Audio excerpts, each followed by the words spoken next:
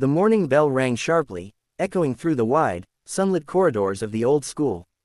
The students shuffled into their classrooms lazily, laughing, pushing each other, their voices blending into a restless hum. In Class 10B, a group of notorious students sat in the back row, whispering among themselves. They were the kind of boys everyone feared, loud, arrogant, and cruel. Their leader, Ryan, leaned back in his chair, spinning a pen between his fingers, his smirk as sharp as a blade. Today, they were expecting a new teacher, and they had already decided to make him quit by noon. When the door opened, the class fell silent. A young man stepped in, carrying a pile of books and a calm expression. He looked barely older than the students themselves, dressed simply in a white shirt and dark trousers. His name was Mr. Adel, the new English teacher. He placed his books on the desk and looked around the room, his eyes soft yet steady. "Good morning," he said. Only a few mumbled replies came back. Ryan and his gang didn't bother. They leaned back, grinning at each other, planning their next move. Mr. Adel began the class, writing a quote on the board in neat handwriting: "Respect is earned not by power, but by understanding." He turned around and asked, "Can anyone tell me what this means?" Silence filled the room. A few eyes rolled. Ryan whispered something to his friend, and they both laughed. Mr. Adel smiled slightly. "It's all right," he said, and continued with the lesson. But as he started explaining, paper balls flew across the room. One hit him on the shoulder. Another hit the blackboard. The class erupted in laughter. Adel paused, glanced at the paper ball, and picked it up. He didn't shout. He didn't scold anyone. He simply said, "If you want to play, I can wait." But time won't. His calmness unsettled them. They expected anger, maybe punishment. Instead, he returned to teaching. For the rest of the period, the students continued to whisper, giggle, and test him. By the end of the day, Ryan smirked to his friends. "He's soft," he said. "Tomorrow, we'll show him who runs this class." The next day, they came prepared. During roll call, Ryan deliberately stood up late, slamming his chair back. Mr. Adel called his name again, and he responded with mock politeness, bowing dramatically. The class laughed. When Adel asked him to sit properly, Ryan got up again. "Sir, this shirt you wear, it looks too white for this dirty place," he sneered. His friends laughed louder. Before Adel could respond, Ryan grabbed his own bottle of ink and flicked it toward the teacher's shirt. Blue stains splashed across the fabric. Gasps filled the room. Mr. Adel froze for a moment. Every student waited for the explosion that never came. Slowly, he looked down at his shirt, then at Ryan. His voice remained steady. "I see," he said quietly. "You think respect comes from fear."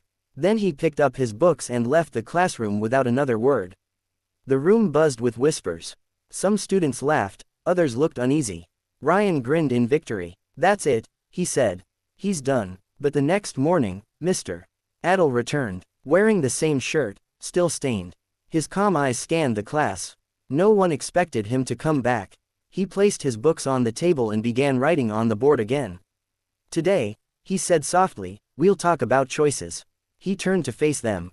Every person faces moments where they can choose between kindness and cruelty. The choice defines who they are. His words hung in the air. Ryan tried to scoff, but for some reason, the laughter didn't come. Adel asked Ryan to read a paragraph aloud. Ryan refused. Adel didn't press him. He simply walked over to another student and guided her gently through the lines. Slowly, something shifted. The students who used to hide behind Ryan's shadow began to participate. They raised their hands, asked questions, even smiled. Adel encouraged each one patiently. Within a week, the atmosphere changed. But Ryan grew angrier. The attention that used to belong to him was slipping away. One afternoon, after class, Adel stayed back to clean the blackboard. Ryan entered with his gang. "You think you're better than us," Ryan said, his tone sharp. "You think you can make us your pets." Adel turned to face them, his voice calm as ever. "No, Ryan, I think you can be better than you believe." That simple sentence broke something in him. He lunged forward, grabbed Adel's shirt, and tore it down the middle. The room went still. His friends froze, too stunned to react. Adel didn't fight back. He simply stood there, breathing slowly, eyes meeting Ryan's.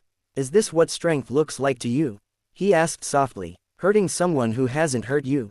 Ryan's hand trembled. The torn fabric hung loosely. For the first time, he felt ashamed. Adel didn't report the incident. He came to school the next day as if nothing had happened. The principal, however, had already heard about it. He summoned Ryan and his gang to the office. But when asked, Adel said, "It was an accident. Boys being boys. Let's move on." The principal frowned but respected the teacher's request. When Ryan left the office, he couldn't understand why Adel had protected him. The guilt started to eat at him. The next few days were unbearable. Every time Adel spoke kindly to him, every time he smiled, it felt like a mirror showing Ryan his own ugliness. A week later, a sudden storm hit the town. The students were sent home early, but Adel stayed behind to collect papers. As he was leaving, he heard shouting near the back gate. Ryan and 2 other boys were arguing with a group of older men from the neighborhood. Things turned violent fast. One of the men pushed Ryan to the ground. Without hesitation, Adel ran into the fight, shielding the boys. A bottle shattered against his arm, cutting deep, but he didn't move. He faced the men, calm but firm. "They're my students," he said. "You have a problem, you deal with me."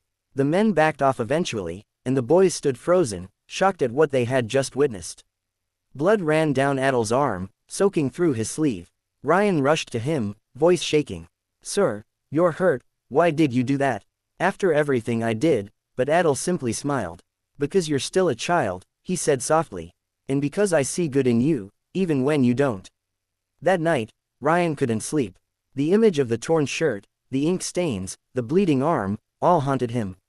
The next morning, he arrived at school early, carrying a small box.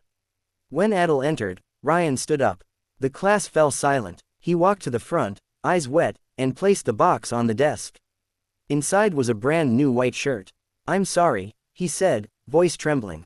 "For everything." Adel looked at him, then at the class. "Apologies are not words," he said gently. "They are choices." Ryan nodded. "Then I'll show you, sir." From that day, he changed. He began to study, to help others, to listen. The class transformed completely. The same room that once echoed with laughter and mockery now buzzed with focus and respect. Months passed. When exam results came, Class 10B scored the highest average in the school's history. The principal congratulated them, calling it a miracle. But everyone knew it wasn't luck, it was the quiet strength of one teacher who refused to answer hate with hate. On the last day of school, Ryan stayed back after everyone left. Adel was packing his books. "Sir," he said, "I never thanked you properly." Adel smiled. "You just did, Ryan. Every good choice you make is thanks enough." As Ryan walked out of the classroom, he looked once more at the old wooden desk, the white chalk dust, the sunlight streaming through the windows. He remembered the boy he used to be, the bully who tore a teacher's shirt, and the man he was becoming, all because that teacher had seen the good in him. And as he stepped into the bright afternoon light, he made himself a promise. Never again would he measure strength by how much he could hurt someone, but by how much he could forgive.